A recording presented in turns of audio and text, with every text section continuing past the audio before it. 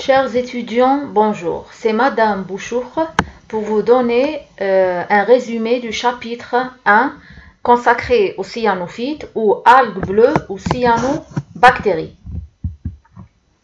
Les cyanophytes sont un groupe primitif d'algues et les plus anciennes des plantes à chlorophylle.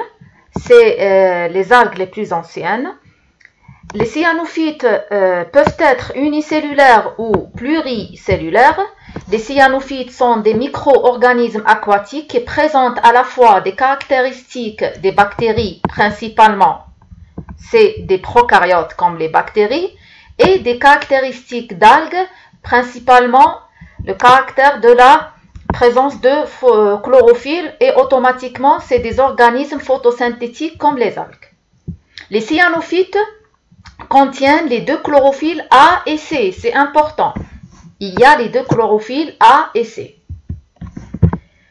Dans la nature, les cyanobactéries se présentent sous forme de fleurs d'eau, formant de grandes masses étendues d'algues bleues à la surface des eaux, comme vous voyez sur les figures ci-contre.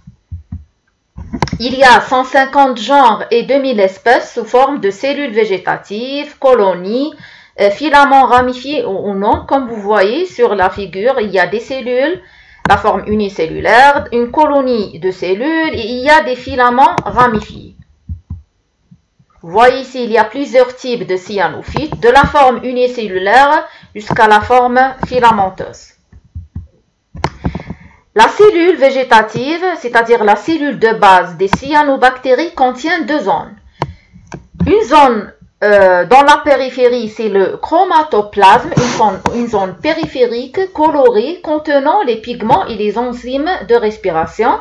Il y a le centroplasme ou nucléoplasme situé au centre de la cellule. C'est une zone incolore, c'est-à-dire transparente, qui contient l'ADN libre. Il n'y a pas bien sûr un vrai noyau, on est dans les prokaryotes. Vous voyez ici le centroplasme. Au centre, c'est une zone transparente, il y a des brins d'ADN libres, sans vrai noyau. Et il y a le chromatoplasme, c'est la périphérie, c'est une zone colorée riche en pigments. Il y a aussi une gaine qui protège tout le filament. Il y a la paroi cellulaire, la membrane plasmique des cyanophytes est appelée plasmalème.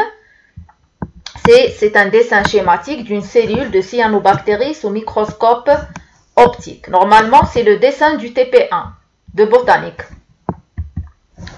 On a une gaine mucilagineuse. C'est quoi mucilagineuse? Ça vient de mucilage. Le mucilage, c'est des polysaccharides qui ont une caractéristique de résistance et ces polysaccharides, les mucilages, gonflent en contact avec l'humidité. Ce qu'on appelle hygroscopique, c'est-à-dire absorbe l'humidité. La gaine mucilagineuse protège tout le filament. Il y a aussi la paroi, elle est formée d'au moins 4 couches. C'est une paroi très épaisse.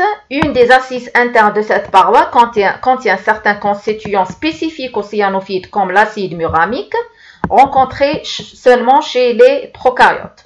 Il y a la membrane plasmique, le nucléoplasme qui comprend l'ADN. Il est au centre et de couleur transparente. Il y a aussi une chose importante, c'est les thylakoïdes. C'est quoi les thylakoïdes? Voici les thylakoïdes. C'est des lamelles, des lamelles qui contiennent sur la surface les pigments photosynthétiques, principalement la chlorophylle A et C. On a les vacuoles, bien sûr, ribosomes, la graisse, les protéines et tout le reste. Ici, au centre, c'est le nucléoplasme, ça c'est l'ADN. Pour le filament des cyanophytes, on a une file de cellules qui s'appelle le trichome, protégé par la gaine mucilagineuse. Trichome plus gaine égale filament. En plus de la cellule végétative dont on a parlé, il y a aussi deux autres types de cellules qui peuvent apparaître chez quelques cyanophytes. Le premier, c'est l'hétérocyste. C'est quoi hétérocyste? Hétéro, c'est différent. Le préfixe hétéro, c'est différent. Cyste, c'est sac ou cellule. Est une cellule ronde, transparente, brille sous microscope, à parois épaisses qui se rencontrent chez certains cyanobactéries dites hétérocystées. Voilà l'hétérocyste. C'est une cellule ronde, transparente, translucide, qui laisse passer la lumière. Elle brille au microscope et elle a un rôle spécifique qui est la fixation d'azote. Le rôle des hétérocystes, c'est la fixation d'azote. Il y a aussi présence de deux nodules polaires, ce qu'on appelle les deux nodules polaires. C'est des points. Nodule, c'est uqda. C'est des points qui se trouvent dans l'endroit où l'hétérocyste se lie à la cellule végétative voisine, c'est-à-dire on a deux nodules polaires. Le troisième type de cellule, c'est les akinètes. Akinètes, c'est quoi l'akinète? C'est une spore immobile. Il n'y a pas de flagelle, c'est des spores immobiles. Vous voyez ici l'akinète. Elle est plus grande que l'hétérocyste. Aussi, elle est colorée. L'akinète, son rôle, c'est la résistance. C'est la résistance aux conditions défavorables. On ne sait jamais, le filament de la cyanophyte passe par des conditions défavorables. Il y a la spore qui résiste pour donner une autre fois un nouveau filament. Ce sont des spores immobiles produites chez les formes hétérocystées. On ne trouve jamais des akinètes sans hétérocystes. Il faut avoir un hétérocyste avant pour avoir les akinètes. Résistance aux conditions favorables, on les distingue par le grande taille, la pigmentation modifiée et la couleur foncée. Maintenant, si on fait une comparaison entre les trois types de cellules présentes chez les cyanophytes, on a les cellules végétatives, les hétérocystes et les spores ou akinètes. Premièrement, pour le rôle, pour les cellules végétatives, c'est-à-dire la cellule normale, la cellule de base chez les cyanophytes, son rôle, c'est l'activité photosynthétique. C'est la photosynthèse. Pour l'hétérocyste, c'est la fixation d'azote. Et pour les akinètes, c'est la conservation ou la résistance et la dissémination. C'est quoi la dissémination? Intishar. La dissémination, c'est une caractéristique de toutes les spores dans le règne végétal. C'est-à-dire, ils peuvent donner un nouvel individu, dans un autre endroit. C'est la dissémination. Pour la description de chaque type de cellule, la cellule végétative, voilà une cellule végétative, c'est une cellule normale. Pour les hétérocystes peuvent être intercalaires, c'est-à-dire au milieu, intercalaires, bipolaires. Pourquoi bipolaires? Parce que quand l'hétérocyste il est intercalaire, automatiquement il y a deux nodules polaires, bipolaires ou terminales à l'extrémité avec un seul nodule polaire, unipolaire. Et pour les akinètes, toujours on a des akinètes intercalaires ou terminales, on perd, c'est-à-dire par deux, ou enchaîne par plusieurs. Voici les types des cyanophytes. En général, un filament de cyanophytes. Premièrement, il y a les cyanophytes unicellulaires. Ça, c'est une colonie de cyanophytes unicellulaires. Homocystés, c'est-à-dire homo, c'est le même homo, qui se ressemble. C'est-à-dire, il n'y a que les cellules végétatives. On n'a pas d'hétérocystes. Homocystés, c'est absence d'hétérocystes. Hétérocystés non ramifiés. Ici, il y a des hétérocystes, plus des akinètes, bien sûr, les cellules végétatives. Et il y a des hétérocystes aussi non ramifiés. Tout ça, c'est des hétérocystes ramifiés. Retenez qu'il y a les cyanophytes unicellulaires, les cyanophytes homocystés et les cyanophytes hétérocystés non ramifiés ou ramifiés. Pour la physiologie des cyanophytes, pour la physiologie des cyanophytes, la photosynthèse, c'est leur façon d'avoir leur matière organique, c'est-à-dire c'est des autotrophes. Les cyanobactéries utilisent l'azote minéral, des nitrates, nitrites, sels ammoniacaux, mais parfois quand il y a absence d'azote minéral, il y a quelques cyanobactéries qui ont la capacité de fixer l'azote. La fixation d'azote, bien sûr, grâce aux hétérocystes. Les cyanobactéries présentent des teneurs en azote et en protéines très élevées. Pour la reproduction, pour toutes les cyanophytes, sans exception, la reproduction, elle est asexuée. C'est des prokaryotes. Elles ne font pas de reproduction sexuée. C'est toujours asexué par une simple division binaire comme chez les bactéries. Une division binaire, ce qu'on appelle aussi la division végétative ou aussi la scissiparité. La scissiparité. C'est quoi? On a une cellule végétative, une cellule normale, elle s'allonge, elle s'allonge au début, puis il y a une formation de septum. C'est quoi le septum? Hajiz, une paroi, puis il le divise en deux cellules filles qui ressemblent à la cellule mère. Pour la reproduction asexuée, il y a deux formes de reproduction asexuée ou deux façons de faire cette reproduction asexuée. La première, c'est les hormogonies. Hormogonie, c'est quoi l'hormogonie?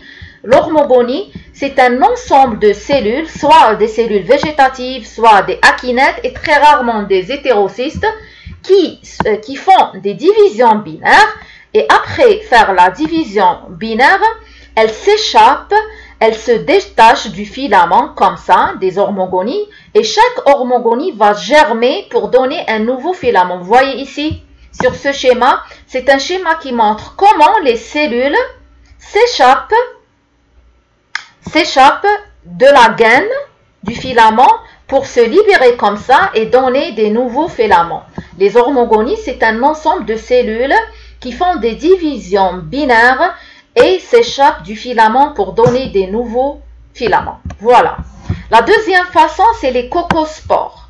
Les cocospores, coco c'est immobile et spore c'est la spore. Il y a deux types. Il y a les endospores, endo c'est à l'intérieur, et exospores, c'est-à-dire à l'extérieur. Il y a parfois des espèces de cyanophytes qui forment des spores à l'intérieur du filament ou à l'extérieur pour donner des filaments. Ces spores, quand les conditions sont défavorables, résistent et puis quand les conditions redeviennent favorables, elles germent pour donner des nouveaux filaments. Pour l'écologie maintenant, les cyanophytes sont des extrémophiles, ce qu'on appelle les extrémophiles aiment les conditions extrêmes. Elles résistent à des conditions extrêmes, c'est-à-dire on peut les trouver dans les glaces polaires, dans les sables des déserts. Elles survivent aux lacs très chauds ou même à l'acidité. Elles croisent dans l'eau douce, المياه العذبة, et même salée, المياه المالحة, sous forme planctonique, c'est-à-dire vivant dans la masse d'eau, planctonique, c'est-à-dire une forme libre dans l'eau, et benthique, c'est une forme fixée sur un substrat émergé dans l'eau. Elles se développent particulièrement bien dans des milieux pollués. D'ailleurs, les cyanophytes sont des indicateurs de pollution.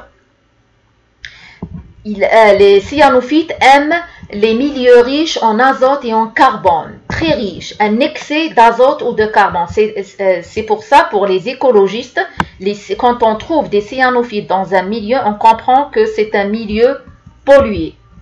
Maintenant, on passe à la taxonomie. Je vous ai donné ici les taxons que vous devez retenir. J'ai éliminé plusieurs taxons et je vous ai donné les taxons qu'on doit retenir. De toute façon, l'embranchement des cyanophytes, on peut l'appeler aussi cyanoschizophytes, comprend une seule classe. Il y a une seule classe qui est la classe des cyanophycées. On distingue deux sous-classes. La première sous-classe, c'est les cocogonophycidés. La deuxième sous-classe, c'est les hormogonophycidés. Vous remarquez aussi qu'il y a ici cocospore et hormogonie. C'est la façon de faire la reproduction asexuée qui a partagé la classe des cyanophycées en deux sous-classes. On va s'intéresser à la deuxième sous-classe qui comprend plusieurs ordres. L'ordre le plus important, c'est l'ordre des nostocales, qui comprend trois familles, la famille des Oscillotariacées avec le genre Oscillatoria, la famille des Nostocacées avec le genre Nostoc et la famille des Revulariacées avec le genre Revularia. Et bien sûr, toujours on écrit le nom du genre ou les mots latins en général en italique comme ça et vous retenez toute cette taxonomie. On passe maintenant aux exemples. J'ai pris cette année deux exemples. Le premier exemple, c'est le genre Nostoc. On retient la position systématique, il faut la connaître. Règne Bacteria, embranchement cyanophyte, classe cyanophycée, sous-classe hormogonophycidée, ordre Nostocal, famille Nostocacée et genre Nostoc. Pour la description, les filaments de Nostoc, comme vous voyez sur la figure, ressemblent à des colliers de perles. Collier de perles. Pourquoi? Parce qu'il y a les hétérocystes qui brillent au milieu des filaments. Parsemés de longs filaments, cellules végétatives sphériques, ovoïdes ou cylindriques. On a les cellules végétatives, les cellules de base qui sont sphériques, ovoïdes ou cylindriques. On a les hétérocystes aux deux extrémités du filament, c'est des hétérocystes terminaux. Et on a aussi des hétérocystes qui peuvent également être intercalaires. Il y a parfois, chez les formes ou les filaments les plus âgés, les filaments les plus longs, on peut trouver des akinètes. J'ai dit que l'akinète apparaît que chez les filaments hétérocystés. Quand il y a des hétérocystes et quand le filament est âgé, on peut voir des akinètes. Bien sûr, les akinètes sont c'est des cellules plus grosses et d'une couleur foncée. On voit ici le filament du genre nostoc. On a des hétérocystes et des cellules végétatives. Ça, c'est un filament jeune. Il n'a pas encore d'akinète. Ici, il y a les akinètes. Vous voyez ici, ça, c'est les akinètes. Et ça, c'est l'hétérocyste avec les deux nodules polaires. Comment vous faites la différence entre hétérocyste et akinète? C'est la couleur, premièrement. L'hétérocyste, il est toujours transparent et l'akinète, elle est foncée, et aussi les nodules polaires chez les hétérocystes. Maintenant, pour la reproduction du genre nostoc, elle est bien sûr toujours asexuée comme toutes les cyanobactéries ou les cyanophytes. Elle se fait par les hormogonies. C'est la sous-classe des hormogonophysidés. Elle se fait par les hormogonies. Ces hormogonies sont des ensembles de cellules, soit viennent des cellules végétatives ou des akinètes, ou très rarement des hétérocystes. On a des cellules végétatives ou akinètes ou hétérocystes qui font des divisions binaires pour former des hormogonies qui se détachent des filaments pour donner un nouveau filament de nostoc. Voilà le schéma du cycle de vie du genre nostoc. On passe maintenant au deuxième exemple, c'est le genre Oscillatoria. Il faut retenir les noms latins justes. Oscillatoria, ici, c'est pas un X, hein, c'est un SC.